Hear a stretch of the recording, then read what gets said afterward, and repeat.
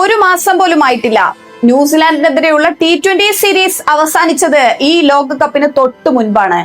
ആര് മറന്നാലും ആ സീരീസ് സഞ്ജു സാംസൺ മറക്കാനിടയില്ല.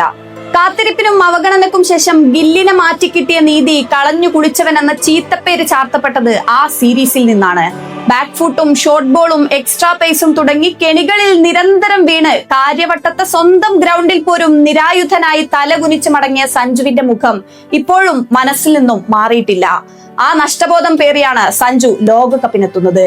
ആദ്യ മത്സരം മുതൽ ആ ഡഗ്ഔട്ടിൽ നിസ്സഹായനായി നിൽക്കുന്ന അയാളുടെ കരിയറിന് ഇങ്ങനെയൊരു ടേൺ ബാക്ക് ഉണ്ടാകുമെന്ന് ആരെങ്കിലും കരുതിയിരുന്നോ?